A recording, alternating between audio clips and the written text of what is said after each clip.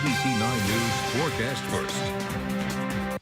Our entire map is below zero with the exception of Omaha at 2 degrees above, 4 below in Sioux City and Sioux Falls, 6 below in Sheldon, and 8 below in both Estherville and Orange City. As we look at our wind chills, very cold, 16 below in Sioux City, 25 below in Fremont, and the wind chills are already ranging between 15 and 25 below zero across our entire map. A wind chill advisory stays in effect until noon tomorrow. Please limit time outside if you have to go out. Bundle up. This is a look at air temperatures here on the planner. Needless to say, it's going to be a frigid night. We'll get a look at wind chills in detail for tonight and tomorrow, and we'll tell you if there's any relief in sight from the Arctic cold coming up in your forecast. But your news starts now. Now, live from Kcau TV in Sioux City, Iowa, this is ABC 9 News at 10.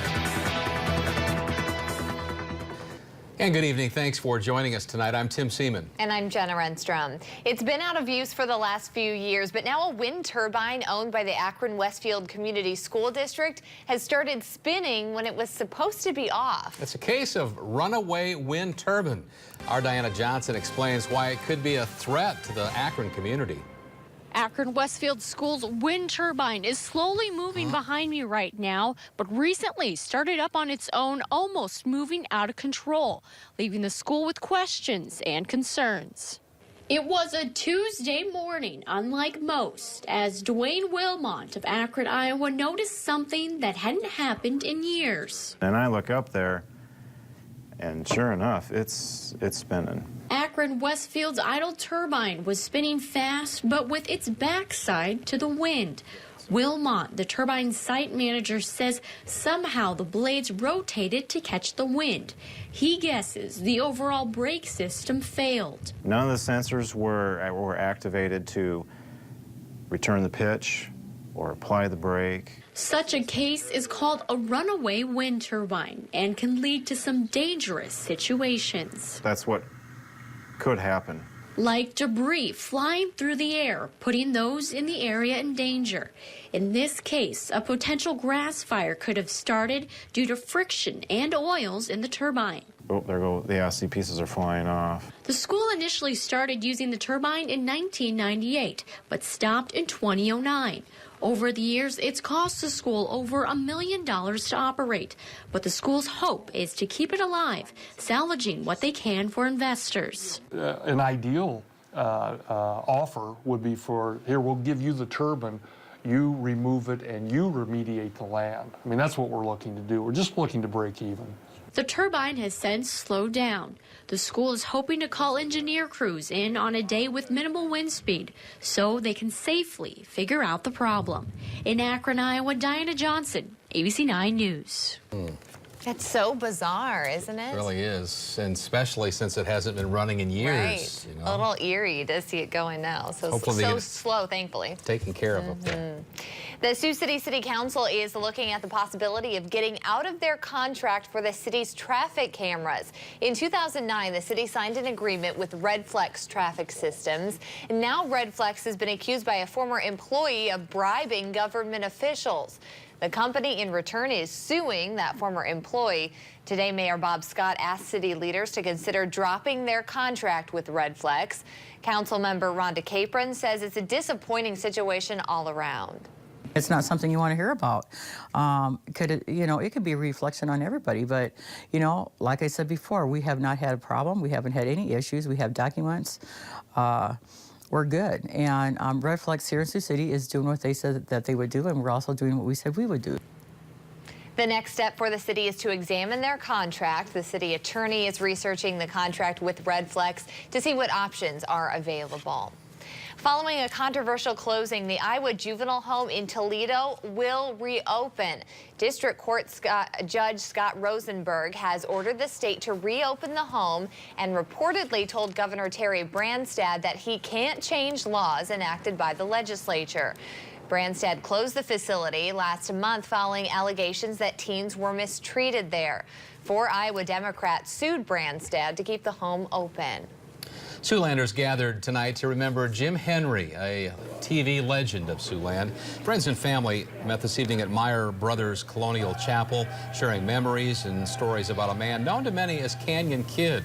Jim was a member of the Channel 9 family and hosted Kids Corner here on KCAU. Originally, it was called KVTV, almost 30 years ago.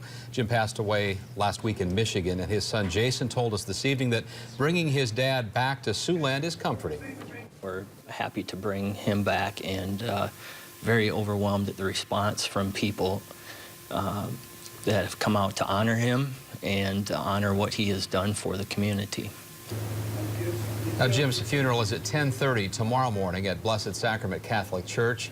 If you'd like to hear more from Jason and others who were at this evening's memorial, just head to our website, kcautv.com. Local folks looking for a new place to set up shop and get a little work done? Well, they're in luck. Springboard Co-working had its ribbon cutting today. It's located on the second floor of the building at 4th and Jackson in the downtown. Springboard is an office space you can set up shop in for a day, a week, even a year.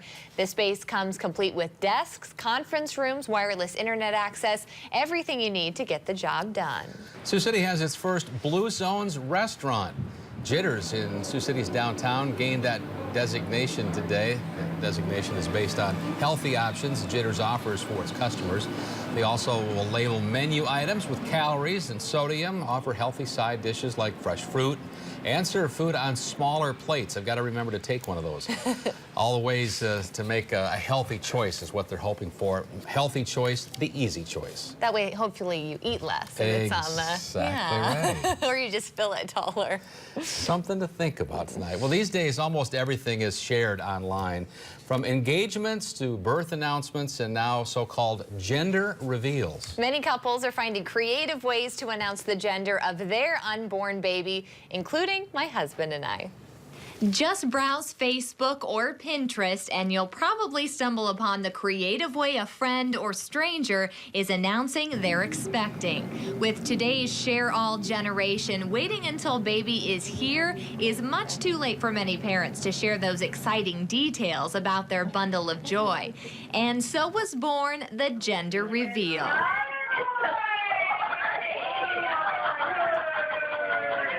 I'm Brian Barch. And I'm Holly Barch, and we are expecting our first child on May 9th. Holly and Brian are among a growing trend of young parents coming up with creative ways to share the gender of their unborn baby with family and friends. In this case, the cake did the talking. Is it a boy? Is it a girl? Oh my God, it's a boy! We decided, okay, if we gotta do something big. If we're gonna find out the gender, let's get everybody together and tell everybody at once. It's just a unique way to do it. Yeah. And let everybody in your family know at the same time what you're having. Gender reveals have skyrocketed in popularity over the past 2 years, which means ultrasound technicians like Sherry Morgan from Mercy Medical Center have to keep a lot of secrets. I think I've gotten so used to it, it's kind of like, you know, keeping a poker face, but that's part of the fun too. Right now, Sherry's the only person who knows the gender of our baby. So why is it that so many parents like us just can't wait to find out what they're having? I think a lot of it is just the excitement. They don't want to wait 9 months, and then when they do find out, it's just as exciting, I think, to let everybody know. That's how they know. I mean, or how they make it aware. But Sherry says, and every parent will agree, while it's fun to know what to expect when you're expecting, it's even more exciting news to know all is well with your baby-to-be. Yeah, I'm just happy it's a healthy baby. Earlier tonight, I did my own gender reveal live during our 6 o'clock news.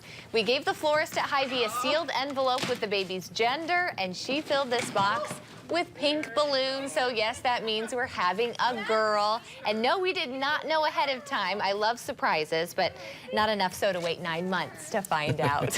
I could barely wait 20 weeks. That was enough. But thanks to everyone who helped out. It was such a special It was fun. day, yes, and kind of a whirlwind too, but so fun to be able to share it with our family at home, the viewers, because they've just been so good to us. Baby girl to go with your young with the son. Little, yeah, with a big brother who was just excited about the balloons in the box. He could care less about the little things, right? Yeah. That's great.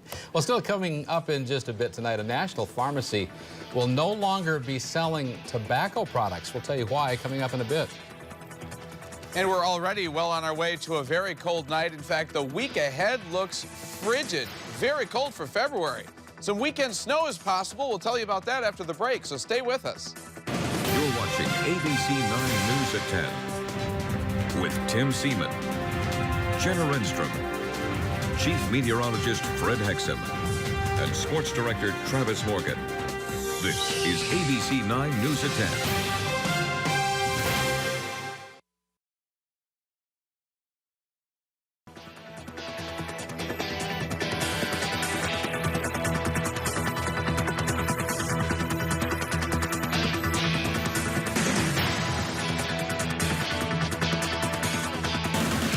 Now, your local forecast from Seaman's weather team.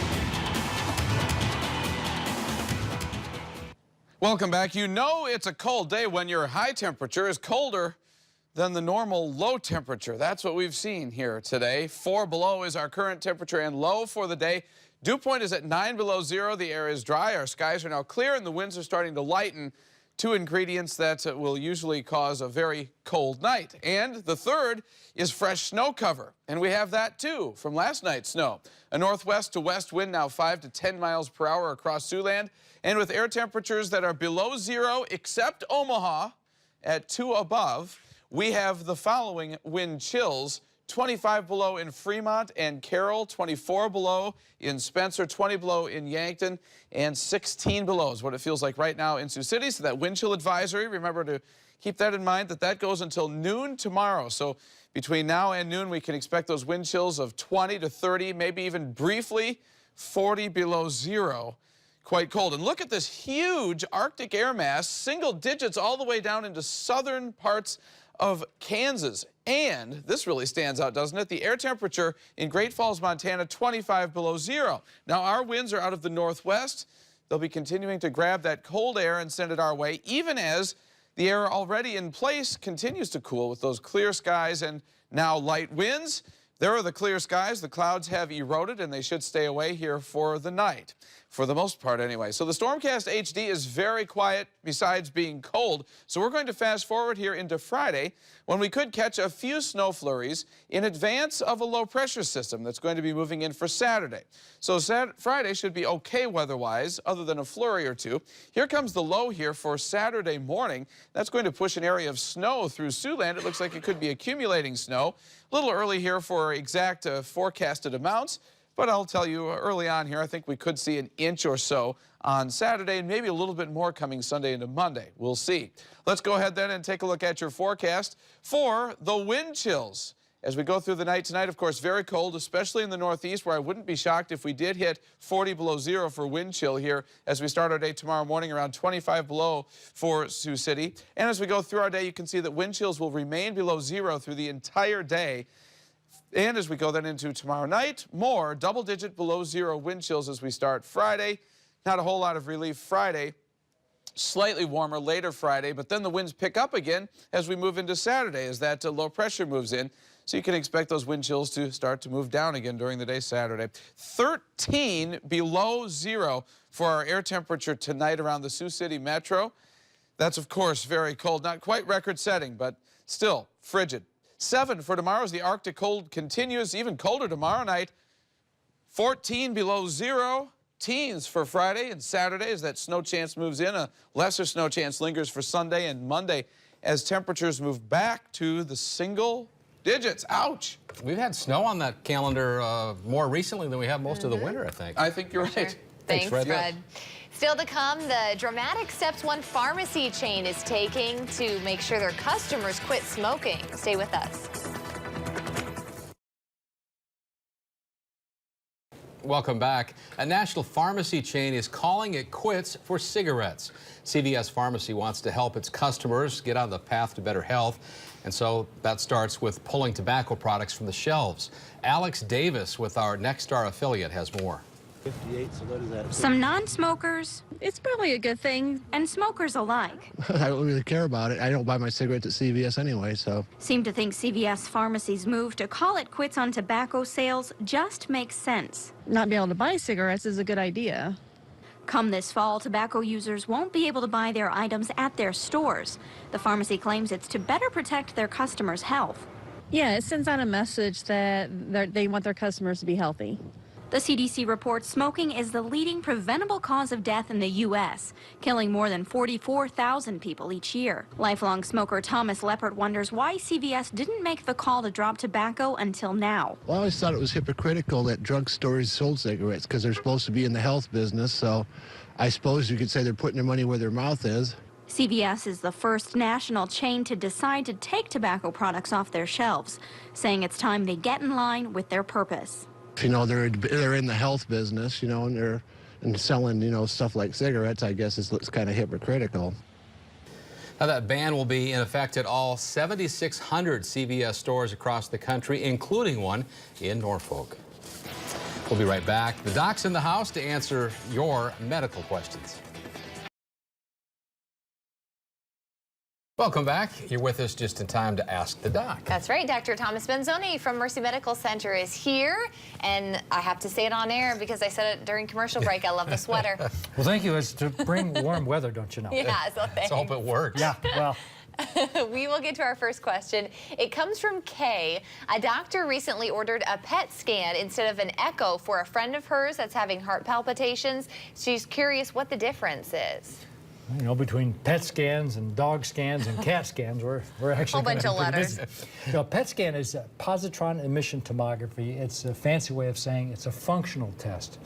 The patient is given a substance that the body utilizes for sugar, and when it uses the sugar, it releases a unit of radiation that can be picked up by a camera. So it's really a functional test to say where is the body using sugar. Okay. That can be found cancers, many different places, just areas of high metabolism.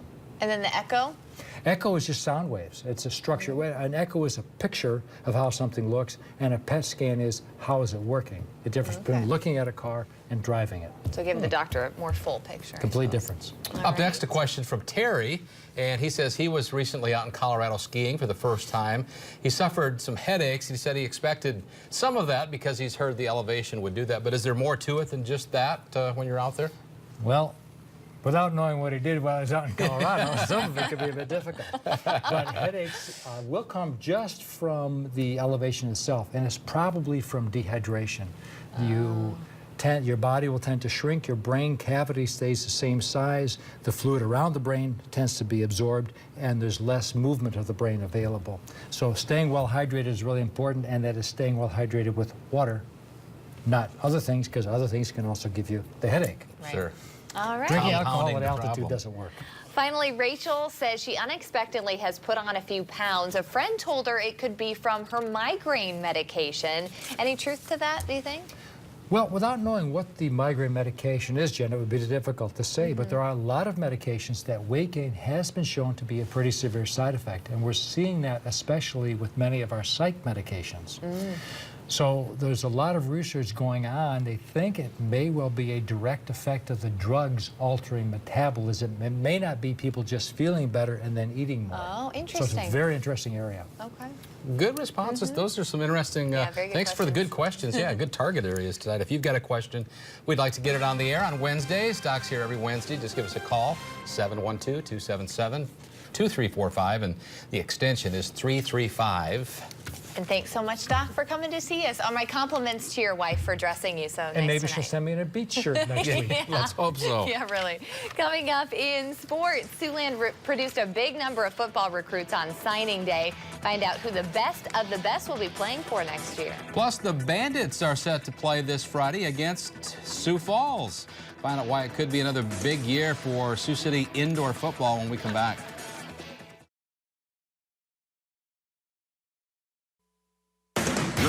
ABC 9 News Sports. Welcome back. The Sioux City Bandits have built a winning tradition.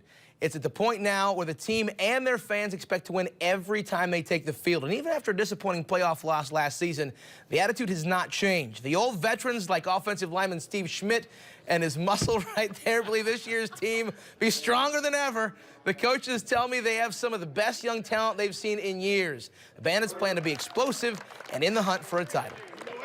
Can be good, you know, as long as the injury bug doesn't hit us and we stay humble. You know, last year I don't think we were that humble because we came off of 2 championships. If we stay humble and stay hungry, I think the sky's the limit. If you're not out here to win it all, then you shouldn't be out here. The game's so fast, you can get hurt. If you're not out here to win it all, then you shouldn't be. Just a 500 season, no way. The Bandits play Sioux Falls in an exhibition game on Friday night at the Tyson Event Center. Kickoff is set for 7:05. It's already here. Season's already here. Today is the day when college football teams brag about all the possibilities. National Signing Day is all about potential.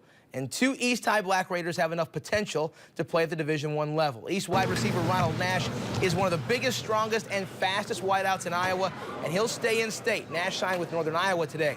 Nash is a big play threat that turned down Minnesota and a handful of other schools to be a Panther. Obviously, full ride's tough to pass up, and at UNI is just a family atmosphere, and felt welcome there, and they treated me right, and they offered me last summer, so they were with me the whole time. They were with me through thick and thin, and it just felt like the right place. The other side of the football, defensive end Chase Kern might be trying to tackle Nash sometime in the near future. Kern signed his letter of intent to play for John Stiglmeyer at South Dakota State. He was like a bull in a china shop this year. He just wreaked havoc everywhere he went. He turned down USD and UNI to play for the Jacks. It really felt like a family atmosphere up there, so I think that's the reason I chose it, was the family atmosphere. I really felt like I was going to be able to be a part of something instead of just like another player to be a product. Another East High Black Raider to sign is linebacker Greg Kerwin. He's one of 5 city standouts to sign with Morningside. Also headed to play for Steve Ryan is Heelan's quarterback Trent Salzma and wide receiver Connor Niles. They set school and state records together. West running back Skylar Bauer and South Sioux's Carter Kiefer are also heading to play for the Mustangs. I really liked Coach Ryan. We developed a great relationship along the way. I'm going to become a part of a great team that's always going to compete for a national title, and that was really attractive to me. Going there with Trent and catch balls with him for 4 more years would be a great thing. I mean, we'll be that much farther ahead of other wide receivers and other combos in the NAIA league. They got a really good program, and I knew they had good recruits coming in, and I kind of wanted to be a part of the Morningside family. Here's a look at some of the players on the local level that committed to area colleges today. We'll start with Wayne State. They get Jacob Horth, a wide receiver out of Norfolk High School. Taylor Reedy going to be competing for a quarterback job there. Him and Horth have already hooked up many times at Norfolk High School. And then Keaton Slaughter going to play tight end at the college level. He was a defensive end here at Heelan. Big standout there. Also going to local colleges, USD commits Nick Jensen, offensive lineman out of Vermillion, big kid there, going to stay in town, and Ethan Feckel, tight end out of Western Christian, will also play for the Coyotes this upcoming season. How do the big boys do on recruiting day? Well, Nebraska has the 32nd ranked recruiting class in the country according to Rivals.com. They landed 24 recruits, no 5-star recruits. They get 4 4-star recruits and 14 3-star recruits. Also in the mix, Iowa State ranked 56th according to Rivals.com. 25 recruits is what they landed. 1 4-star recruit, 11 3-star recruits. And if you can believe this, out of the 3 local teams, Iowa gets the 61st ranked recruiting class, no 5 stars, 2 4 stars, and 11 3 stars. Of course, we won't know about any of these stars until they become stars or not in about 3 years. That's a look at sports. We're back with more right after this.